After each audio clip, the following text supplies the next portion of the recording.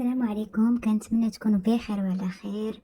كما عودتكم اليوم فيديو جديد مع وصفة جديدة. اليوم غادي نوجدوا الدجاج بالفريت، الدجاج البلدي بالفريت كيجي يا سلام. ما كاينش اللي ما كيعرفش يصايب الدجاج بالفريت. ما انا غادي نشارك معكم الطريقه البسيطه ديالي. المهم هنا البنات راني كنقطع في البصله، غادي نقول لكم المقادير والطريقه في نفس الوقت. صراحه الدجاج بلدي كيجي يا سلام، البنه ديالو كتجي خطيره. هنايا غادي نضيف في الطنجره ديالي هنايا البصله. تقدروا ديروا حتى في طنجره الضغط، حيت راكم عارفين الدجاج البلدي كياخذ الوقت باش يطيب. هنا زدت القزبر ومعدنوس مطحونين.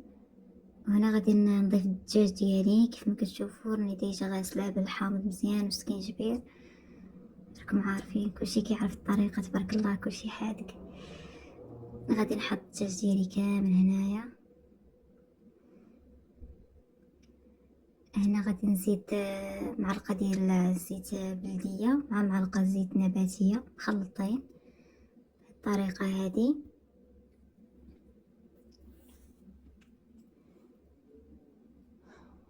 وغادي ندير واحد الفص ديال الثوم.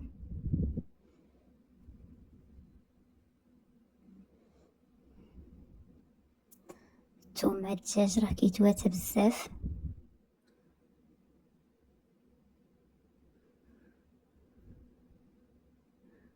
وغادي ندوزو هنا البنات التوابل. بالنسبه للتوابل ضامت البنه ديال الزعفران، كما كنقول لكم ديما اللي عنده زعفران شعره يكون حسن. راس معلقه ديال القرفه، معلقه عامره ديال السكينجبير، ومعلقه صغيره عامره ديال الخرقوم. الملح على حسب الذوق، والقزبر يابس معلقه صغيره ممسوحه. غادي نضيف كاع المكونات بالطريقه هذه. وغادي نضيف هذيك نضامة البنه. نحاول هكا نفرتتها.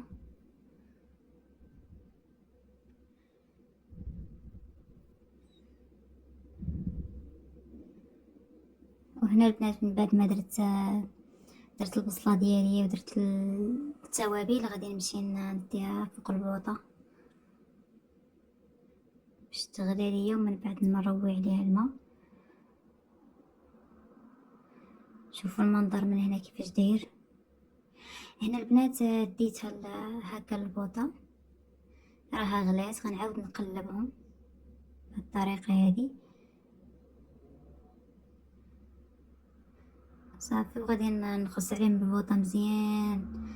غادي ندير البوطه على المهل باش يطيبوا على خطرهم، حيت انا دايره غير في الطنجره العاديه. الا كنتو دايرين في الطنجره ديال الضغط حتى هي نقصوا ليها العافيه باش طيب على خاطرها وكيجي فتي وزوين.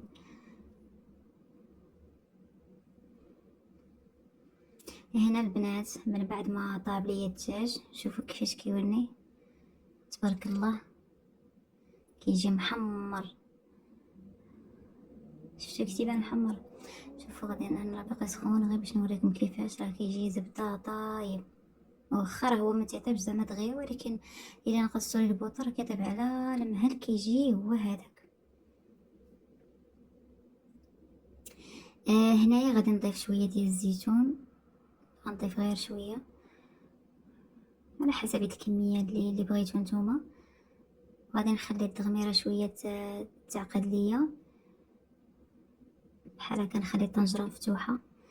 هنا غنرافق بها الفريت البنات. هنا الفريت ديالي غادي نديرها غير في الفران من بعد ما غسلتها وحطيتها تقطرات. غادي نضيفها هنايا في هاد الكاسرول، غنزيد عليها شويه الملح والزيت بهاد الطريقه هادي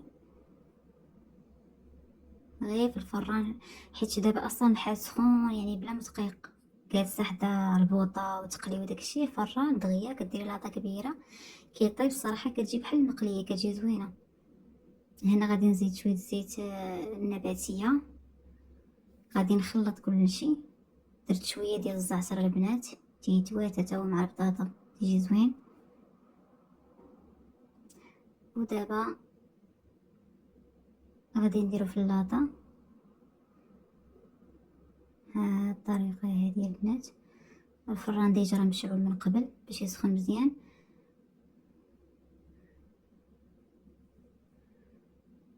دابا غادي نستفها بهذه الطريقه هذه، كنحاول ما تجيش حبه فوق اختها باش يطيبوا مزيان، باش يطيبوا كاملين متساويين. غنعاود نرشها واحد شويه بديك الرشاشه ديال الزيت، الصراحه هذه عمليه وزوينه. صافي غادي نديرهم دابا في الفران. هنا من بعد ما طابت الفريت ديالي وطابت المريقه وعقلت ليا، غادي نقدمها هكا في الطبيصيل بهاد الطريقه اللي كتشوفوا. صراحه جات واحد المريقه يا سلام، نجربوها فهاد الصيف هذا. راه الواحد ما تيبغيش الاكلات اللي كيكونوا ثقالين. هنا قدمتها مع عصير ديال الليمون والفخيز، جات يا سلام.